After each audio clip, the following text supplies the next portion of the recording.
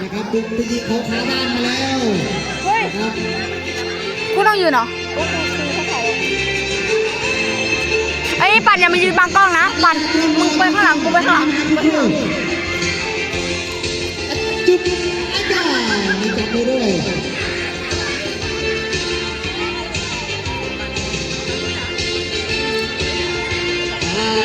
สีเหลืองจะอยู่ฝั่งทางทิศเหนือสีน้ำเงินจะอยู่ฝั่งทางทิศใต้เมื่อกี้ได้กำลังใจยังไงโอ้ยโอ้ไม่ได้ชมแค่เปลี่ยนแค่นิดเดียวมือไหมตอนที่มึงนั่งนับคะแนนตรงนี้ตรงนั้นอ่ะกูเปิดจบก็ไม่เป็นไรเดี๋ยวจบกีฬานี้เดี๋ยวกูให้ดูดูแพนเค้กเลยก็ได้เอาเป็นเค้กแบบที่มันไม่ใช่เค้กนะยังไงอ่ะไม่ใช่เค้กไม่ก็แบบที่มันเป็นแบบเป็นวิดีโออย่างนั้นอ่ะแบบไม่ใช่เพลงเต็มๆเอาอีว้าวประตูสีน้ำเงินวิ่งผ่านกล้องได้ของคนที่พี่โอ้ปันขาโผล่เลยครับอะไรก็เกิดขึ้นได้นะครับบอกก่อน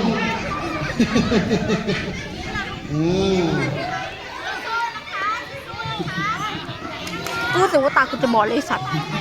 โอ้ยเดี๋ยวให้เวลาสีเหลืองเป็นตัวนิดนึงก่อนย้ายสีเฉิดนะครับขอคุณปิงมานุ่งเพื่อไหร่ให้เต็มที่เรายืนมันจะไม่ดีกว่าหรอชุดเซ็กซี่ที่สุดครั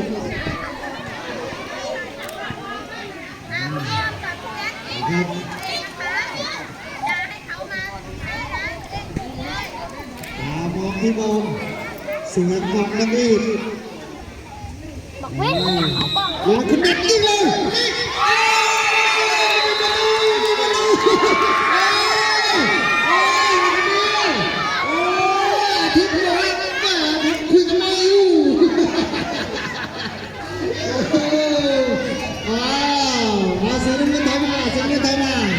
สีเงินไทยมาอยู่ตรงเส้นสีเหลืองจีโน่มาลูกมาเตะลูกรอทำเสียงเป็นคุณครูสิงห์ที่การลูกเสียงที่การโอ้โห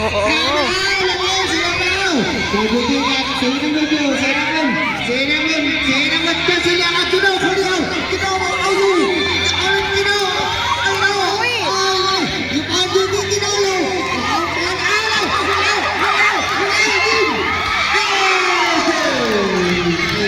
เจ็บไหมฮะมึงบังกล้องอ่ะเมื่อกี้ใครเข้าไม่เข้าแต่เชื่อมึงได้อยู่ที่สีเงินจะเป็นการเล่น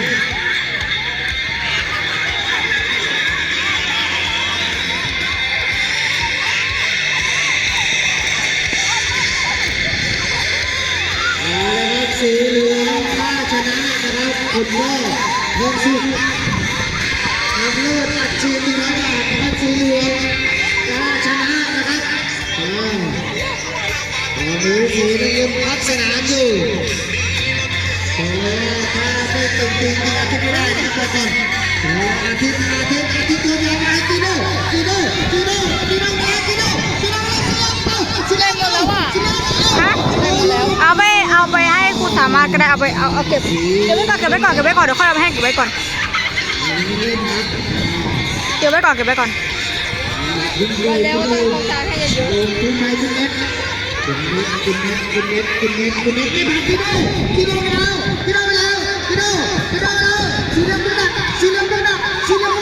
สีเหลืองคุณตามอะไรเห็นบ้างโอ้ได้สีเหลืองมาลงนะครับลูก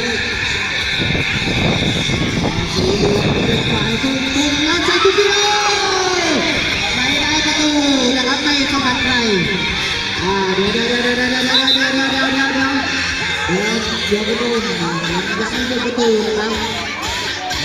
จะเอาบอลให้ประตูก่อนพี่จะดีมั้ยมันจะมีอะไรตัวที่ดูลองสีเหลื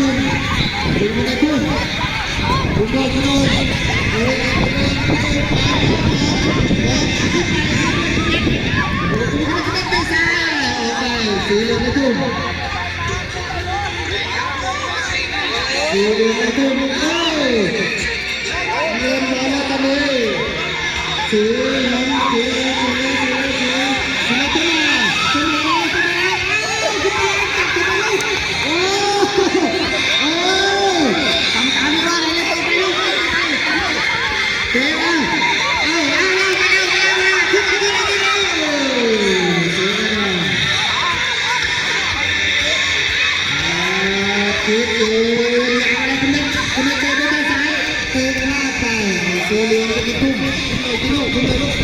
ทำไมกูต้องถ่าย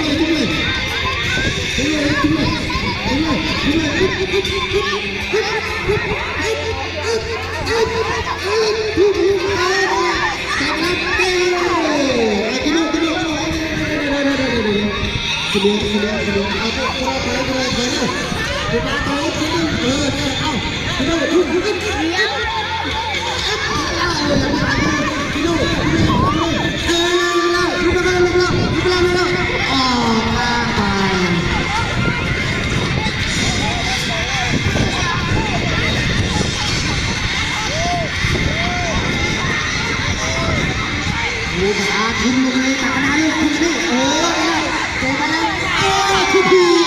เจ๊เป็นกี่โอ้ยอยากเล่นกันดูลูกคุณเล่นกันโอ้ดูดูดูกระตุ้นดูดูดูถอยเตะลงน้ำนี่ขึ้นไปโอ้โอ้โอ้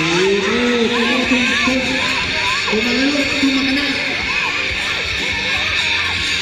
มาแล้วลูกมาแล้วลูกเอาลูกคิดนะไปแล้วคิดว่าอะไร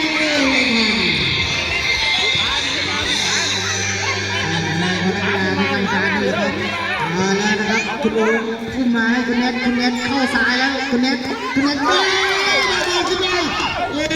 สนามเราแค่ที่หนึ่งโอ้แม็กสีเหลืองได้ทุ่มเอาเลยกิโน่คุณไปเริ่มทุกเลยคุณมาข้างหน้าลูกคุณมาเลยทุบจ้าจ้ามาแล้วเล็กสิลูกคุณจัดกันแล้วเล็กสิลูกคุณดูจับดอกกรอบคุณดูเอาบอลให้คุณสิงห์จ้ามาสิเลี้ยงไปยิง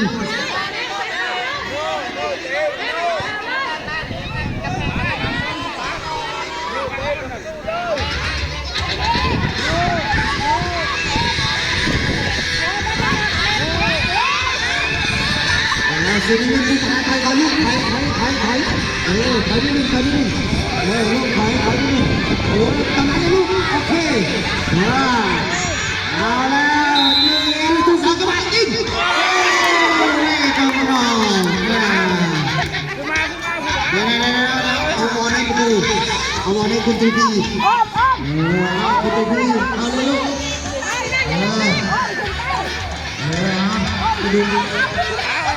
ไปดูงานมาจาก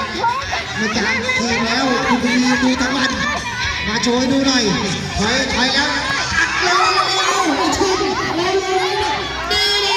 ตัวที่การแสดงอยู่สิคุณลูกคุณเลยลูกคุณเลย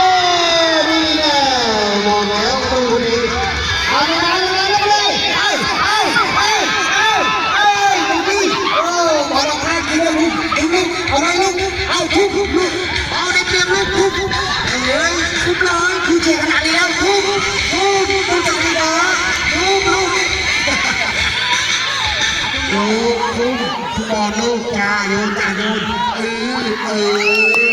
ยังไม่ได้ประตูนะครับไม่สกัดใครตูบีลูกตูบีได้เลยลูกจับโยนเลยลูกตั้งตีเลยจ้าตั้งได้จ้ะเอา1 2 3 4นะครับตูบีเราจะติดประตูนะเอาข้ามไปสีเหลืองทุ่มนี่เลยทุ่มเลยลูกทุ่มเลยดูไปข้างหน้าเลยลูกขยับมานิดนึงลูกตรงนี้แหละทุ่มเลยจ้ะเห็นที่ดูไหมเห็นที่ดูโบกมือไหมทุ่มมาเลยทุ่มจ้าทุ่มสักทีจ้าเอายังไม่โดนใครแล้วได้ประตูประตูตัวร้อนตูบีลูกตูบีบอลลูกตูบีตั้งบอลตูบีตั้งบอลลูกตั้งยังไงลูกเอายังไงได้ลูกเอาสักอย่างหนึ่งโยนมาได้เลยโยนเอากิโลเตะไปออกมาคุณแม่ตุ้มแม่ที่ลูกไปลูกปล่อยคุณแม่ตุ้มไปลูกทุกเลยคุณดูมองออกลูกนี้ลงมาไม่ได้กินลูกออกข้ามไปเป็นบอลของสีเหลืองเอาบอลให้สีเหลืองลูกเดี๋ยวเอาบอลให้คุณสีก่อนเดี๋ยว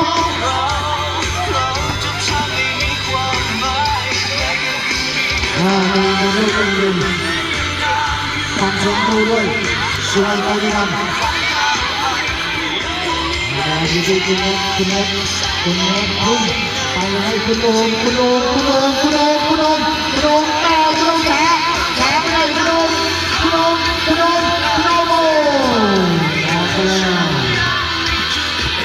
สีเหลืองนี่ติดหลักนะครับแต่ว่ายังทำประตูไม่ได้ถึงเงินนานมาตีก็มีวัดเสียวโยนไปเลยครับตอนนี้นักกีฬาไปถามทุกชุดกันแล้วกันเลยผู้ผามันเป็นบอลกันลูกมาแล้วผู้ผาแล้วอย่าเพิ่งถามพี่เขาเล่นก่อนบอลเป็นบอลเป็นบอลข้าม คือไม่เคยกินไปนานไม่กินนานมา ครับนี่นะครับขอเรียกคุณหันษาไปแล้วลูกกดมือถ่ายดิถ่ายให้หน่อยกดมืออยู่ตรงนี้อยู่ร้านนะคุณเอ๋ยิงเฮ้ยเราง่ายจังอ่ะเฮ้ยนี่แหละมันไม่ให้เด็กเล่นบ้างสีน้ำเงินนำไปแล้ว2-0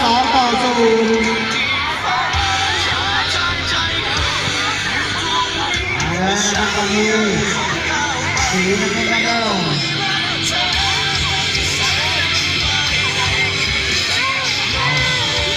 สีน้ำเงินจากที่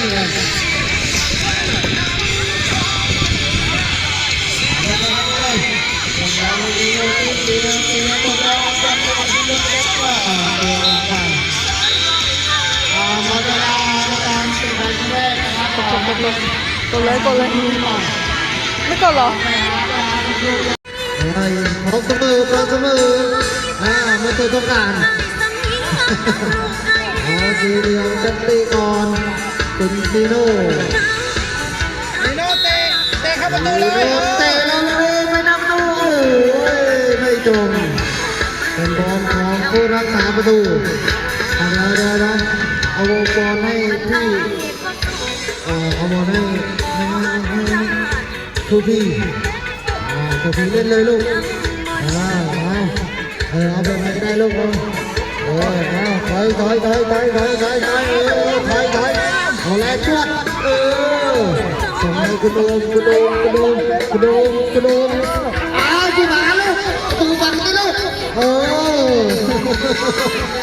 าแล้วดีที่ประตูเซฟไม่ได้ โอ้ยเมื่อกี้คุณตูพีเราเตะมาเลยหลุดไปยังไม่ผ่านสีเหลืองจิโน่เตะไปก็ได้ยังไม่ผ่านคุณเน็ตคุณจิโน่ไปเอาลูกแล้วโอ้ยหันไปผิดข้างเป็นบอลออกข้างทุ่มทุ่มมาข้างหน้าทุ่มมาแล้วก็ให้คุณเน็ตเข้าสารแล้วยิงอาทิตย์ลูกยังออกแล้วนะครับออกแล้วเตะมุมครับเตะมุมสีน้ำเงินเตะมุมลูกอาทิตย์เอาบอลให้คุณดูคุณเน็ต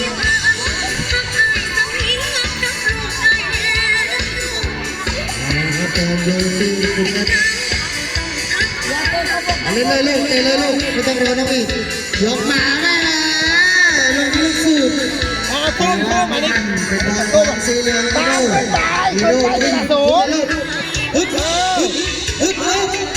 ยนบอลลูกโยนไปแล้วป้ายังไม่พาเพี้ยนเอาขึ้นมาลูกแล้วยังไม่ออกอยู่นั่งตัวสีเหลืองยิงมายังติดก็ติดกินเอาอยู่ที่นั่งตัวสีเหลืองสีน้ำเงินบนนักอยู่กินเอาลูกกินเอาใครยังไม่ผ่านเพี้ยนเอาไปแล้วผิดทางลูก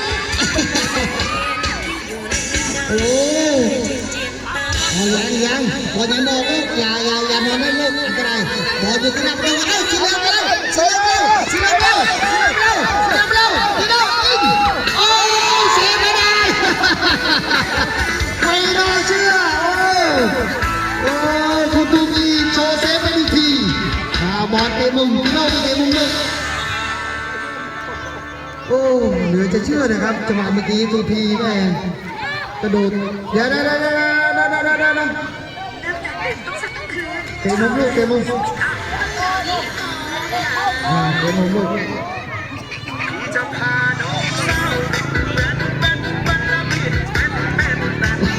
โอ้สีน้ำเงินมาแทนเมืองจีนตัวนี้ยิงแล้วรับดูสีน้ำเงินไปแล้วออกสีเหลืองต้มลูกสีเหลืองส้ม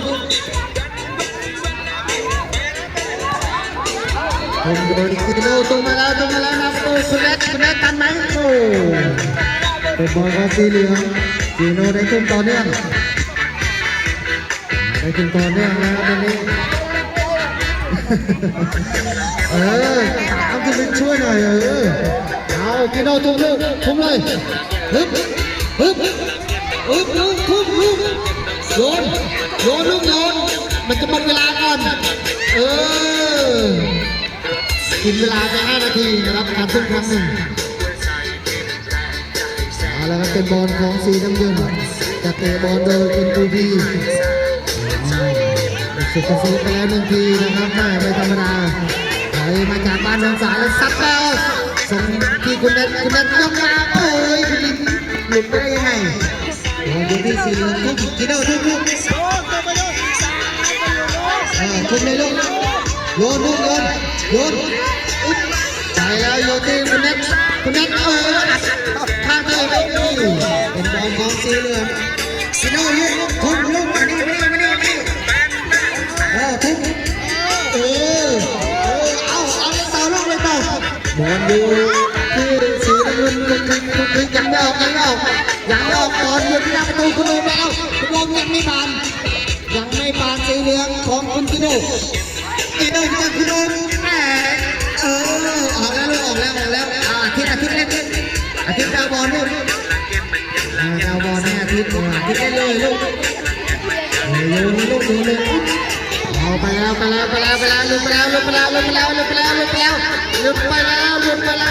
ลุดไปยังไม่หลุดเลยกูโดนเลี้ยงโอ้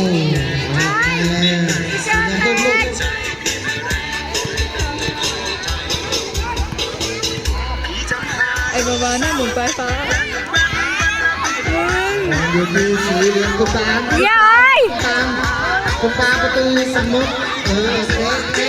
ลูกลูกลูก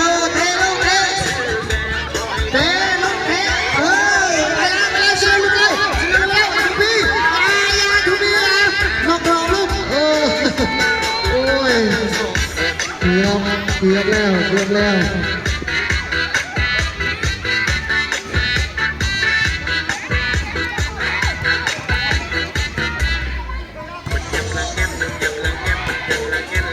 เอาเลยครับเอาเลย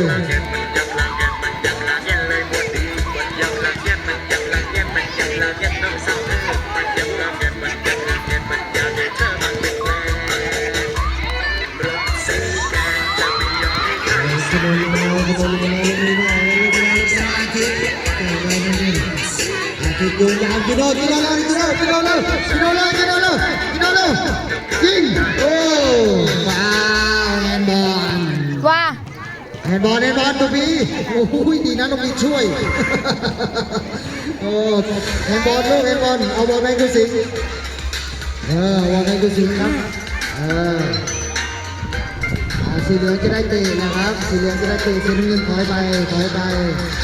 ทีมถอยไปตั้งกระแพงลูกตั้งกระแพงอ้อยถอยไปถึงหน้าบ้านตัวนี้นี่อยู่หน้าบ้านตัวเองแล้วก็เหมือนอยู่นะนิดๆหน่อยๆปล่อยผ่านเถอะขอร้องไม่เหมือนมาหาหรอกโอ้ยเหลือไว้แล้ว1-2อะไรจะเกิดขึ้นนะครับไม่แน่อาจจะเห็นลูกโทษหรือเปล่า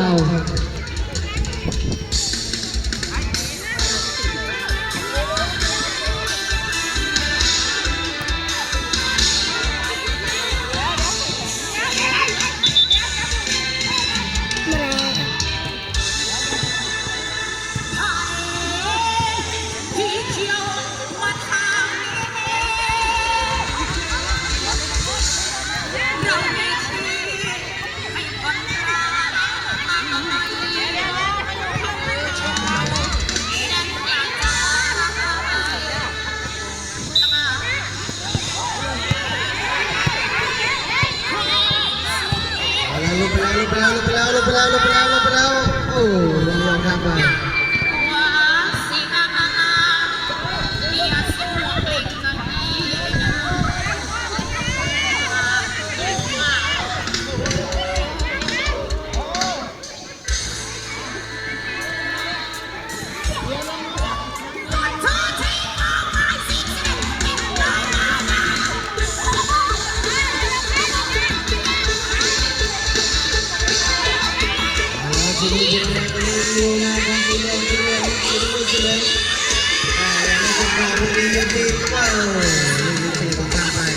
ฝรั่งไปหมดแล้วเหรอข้างหน้าเขาขายอะไรหรอขายไก่แล้วก็ขนมปังแล้วก็น้ำแต่ไก่หมดแล้วนะมีแต่ขนมปังแล้วก็น้ำแล้วก็ไก่อีกร้านน้ำสีเหลืองไม่เอากิโนตากิโนจะเอากิโนดูไหมกิโนโดนตีกิโนตายไปกินน้ำในวันสีเหลืองดูเราดูว่าเราจะไปทางไหนเอ้าอาทิตย์บอกว่าแก้ปัญหาจุดที่ผมอยากเป็นไปแล้วโยนกิโนอะไรเนี่ยยังไม่ไปยังไม่บานกินสีเหลืองหลุดมาแล้วกิโน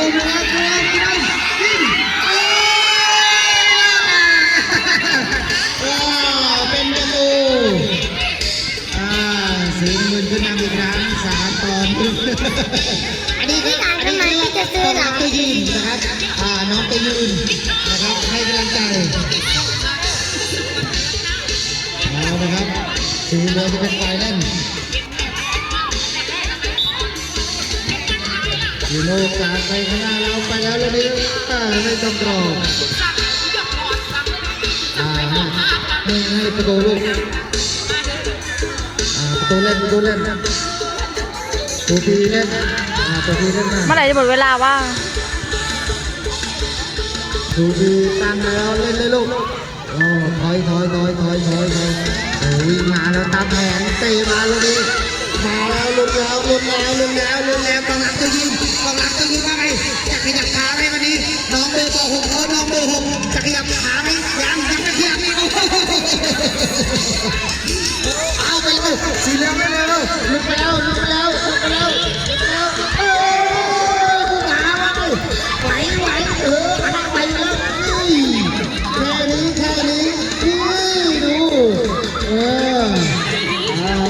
น้องให้น้องเรียนน้องยืนก่อน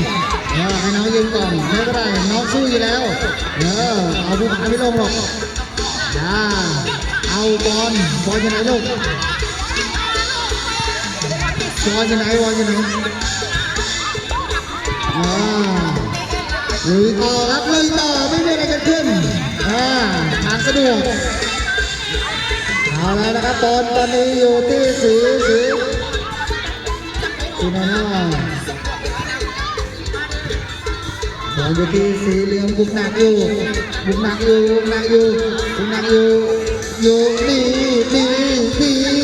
แล้วยอดโอ้ทุ่มไปตรงกองอย่าเล่นกันลูกอย่าเล่นกัน พี่จ๋าหนูพี่จะไป ปล่อยบอลให้ประตูลูกดูที3-1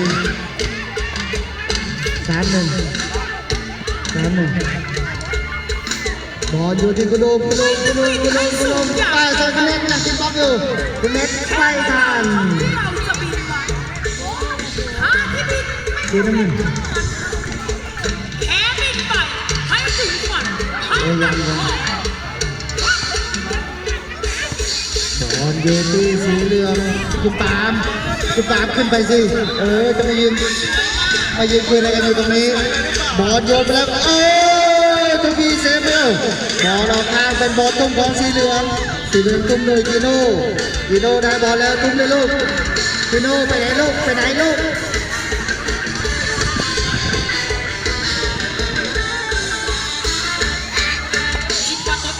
ทุ่มเลยลูกโยนบอลโยนเอาไม่ได้ประตูนะครับทุ่มเปล่านี่ฝรั่งด้วยหนูเดี๋ยวเอาบอลให้คุณสิงก่อนเดี๋ยวคุณลุงมาบอลให้คุณสิง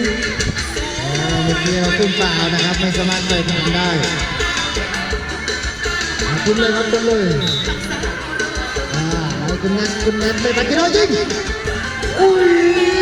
เฉียดเสาไปนิดเดียวยังไม่ยอมนะครับสีเหลืองยังไม่ยอม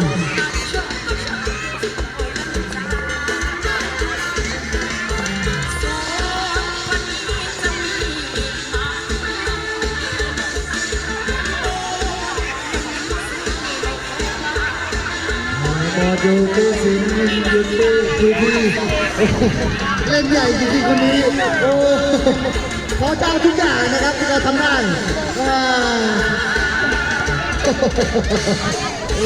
สอดเจ๊นะครับเอาบอลให้คุณคุยใจทุกทีมันจะลูก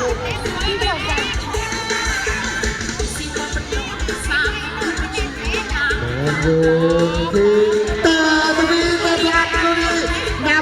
สีน้ำเงินคุณเล่นว่าไงยิงเป็นประตูไล่มาแล้ว2-3โอ้ยถูกดีหนูนวดจะนอนอยู่ลูกแม่ติดครั้งเดียวได้นอน3 ชั่วโมงประตูเราเอาแล้วนะครับไล่มาแล้วตอนนี้ปวดตากลับแป๊บเดียวสีน้ำเงินจะไล่เคลียร์บอลเลยใครก็ได้ที่กระแทกสีเหลืองบอลอยู่ที่กุโดมสีน้ำเงินส่งให้คุณเน็ตเอมา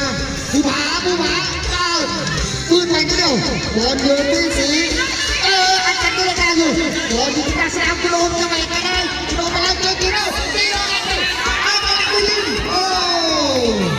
ยิงที่คุณแพ้แล้วยังไงคุณเน็ตไม่ทันไปน้องเพียขาหน่อย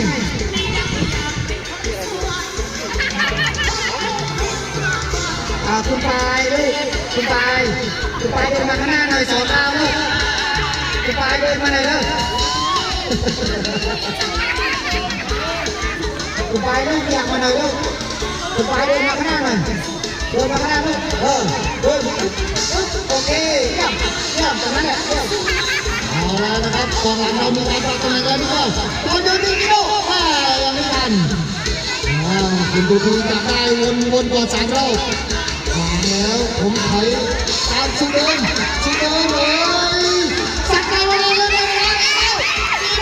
สีโน่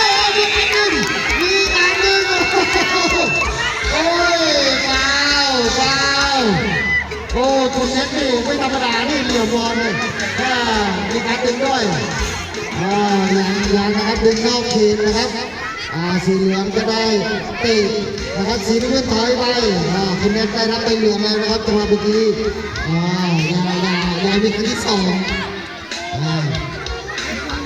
อยู่ที่สีนู่น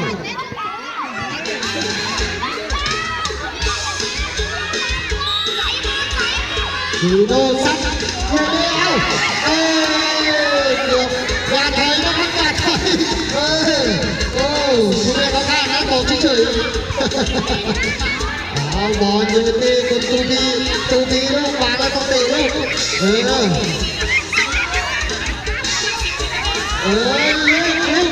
หลายมีครั้งที่สามคุณบอกฟางนะต้องมีครั้งที่สามเนี่ยถอยแล้วหวังไม่ทันใครของสีเหลืองบอลอยู่ที่กระโดดคุณลงแล้วคุณไปเสียขายังลูกออกกระโดดสีเหลืองสีเหลือง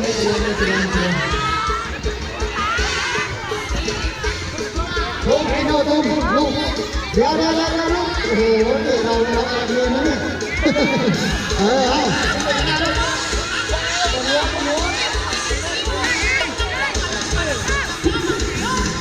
ไม่เป็นไรนะครับเดินที่คุณดูที่สีน้ำเงินดูทีได้บอลแล้วหาบอลแล้วตามสูตรตามที่คุณครูสอนมาจำทางไว้แล้วก็เป็นแล้วตำรวจทุกครั้งนะครับงั้นไม่ดีเลย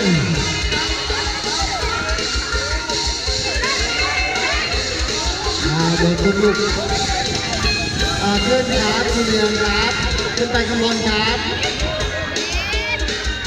ขึ้นไปครับขึ้นไปคุณหาลูกขึ้นไปลูกลงมาช่วยเพื่อนหน่อยแยกกันหน่อยสามคนนี้แยกกันหน่อยอย่าเพิ่งเล่นลูกโอ้ยคุณเล่นอยู่ไหน ยายสบายมากดูเกาะกันดีโอ้ยยายเงย บอลอยู่ที่พวกพี่อยู่ที่โก้เอาละนะครับอยู่ที่ตัวพี่ถอยแล้วโอ้ยชนกันอีกแล้วเตะมาแล้วเอาบอลกันรักเสือไปแล้วลูกเตะไปแล้วเอาขึ้นไปขึ้นไปว่าบอลน้ำไม่ตรงเอาละครับกรรมการเป่าหมดเวลา เดี๋ยวก่อนนะอย่าเพิ่งหยุดนะเลยให้เขาแบบมือก่อน นักเรียนชนะไปด้วยสกอร์3-2นักกีฬากลางสนามครับนักกีฬากลางสนามเด็กทุกคนเก่งมากครับแล้วก็ต้องขอบคุณผู้ปกครองทุกท่านนะครับที่อยู่เชียร์ลูกหลานจนถึงตอนเย็นนะครับจนถึงรายการสุดท้ายนะครับ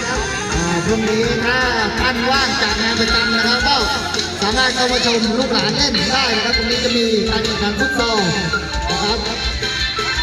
นักกีฬาสมัครมือกันครับแล้วก็เป็นทีมเรานะครับนะครับเป็นการสปอนถึงนักเรียนทุกคนนะครับ